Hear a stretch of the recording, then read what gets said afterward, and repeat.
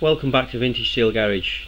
Today I'm going to look at getting the transmission pan on, the cross member, and getting the oil in the transmission and see what I need to do on the engine to get ready for startup. I've painted the transmission pan cover and the cross member with Hammerite black, so that's ready to go on with the engine mounting. And I've also got new gasket here, gasket sealant, and also the gearbox oil to go in, transmission oil.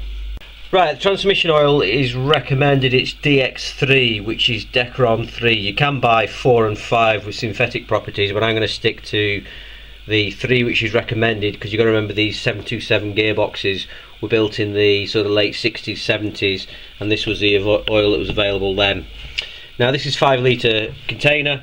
It says it takes 8 to 9 litres, but I haven't drained the torque converter, so I would imagine I'd get away with that. If not, I've got some 1 litre bottles I can top it up.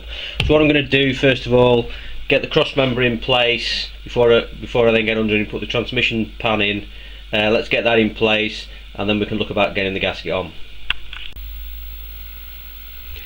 Now notice the other benefit I mentioned of the parts washer that I've tried the other week, that it actually gives you quite a nice little bench to work on if you haven't got a bench in your garage already. So here I'm going to put the gasket on the sump. So basically this is the gasket. Make sure it's the right size. Yep, there we go. So I'm also going to place that magnet on there that I mentioned that I didn't want to forget about, so I'm just going to get that now. So that's cleaned up and goes in place there. So that's fitted. So I'm going to open this gasket sealant up here, put a bead all the way around, put the gasket on, put a bead all the way around again, and then we'll get under the car and put it in place. So we've got the cross member back in place now with the new poly bush mount there, and we've also got the sump on with the sump gasket, and that's tightened up ready for the oil to go in. Props in place now, and it's tightened up fully at the back. What we need to do now is look at filling the differential up. You can see I've had the diff out when I did some work on the back end. The gasket was leaking, replaced the gasket, but I now need to replace the fluid. So the fill point is here, and it's basically just filled. As long as the car's level, it's filled until the oil comes out of here, and then you know you've got the right level. Now, as a handy tip, the square drive on the end is just the same size as a 3/8 ratchet, so you can put that in there and take the plug out there.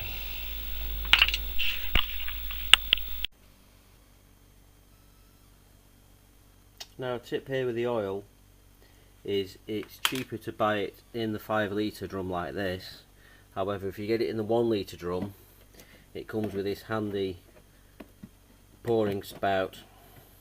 As you notice on the gearbox, it's rather hard you'd need a tube and a funnel to get in, so it's easier with this, and you've got the tube in, you can push it in the gearbox and basically just squeeze a litre of it in.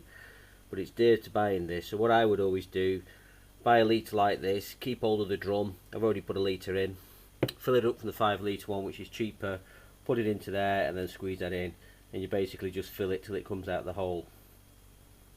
Now, what I also noticed while I was filling the gearbox is that there seems to be a lot of play in the nose of this pinion here.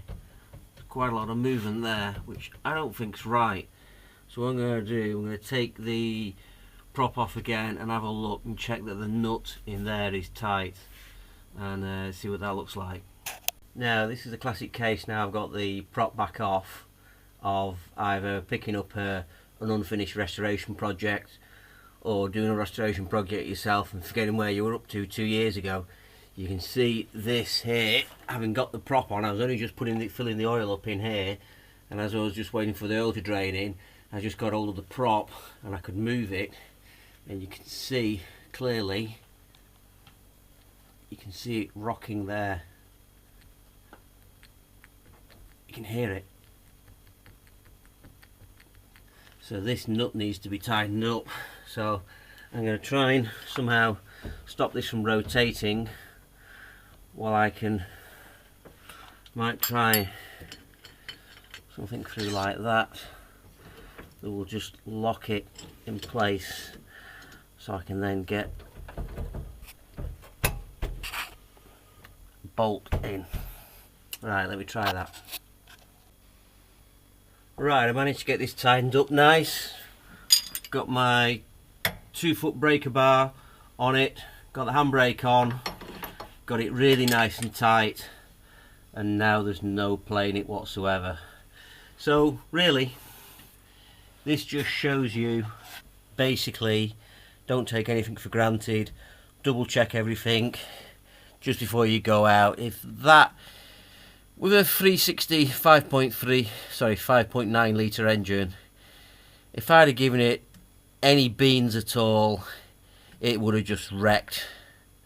It probably wouldn't, it may have even have snapped the prop, I don't know, off balance it, or if definitely not, damaged the bearing in the gear, in the final drive, and that would have given me a massive headache. So I'm really pleased I found that, and it's just from being vigilant and checking everything and double checking everything.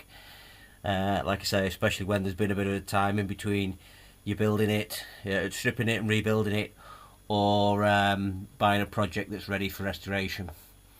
You can also see down while we're down here, there is this bit of surface rust, so I'm going to get it all up and running and then get it back up on the ramps and give it a coat of paint. My main driver at the moment to get it all back together and running, I want to see if I've got rid of this vibration in the engine with the external balancer on it. So let's get the prop back on now. In fact, what I'm going to do, I'm going to get the oil back in here now, and I'll show you how I do that. So basically it's just through the filler at the side here. So basically you put your oil in there, give it a good squeeze till it comes out of that hole. It's probably going to take, I'd say, 2 or 3 litres before it comes out of there. And then I get the drain plug in, then I get the prop back on, and then we'll get back to where we were.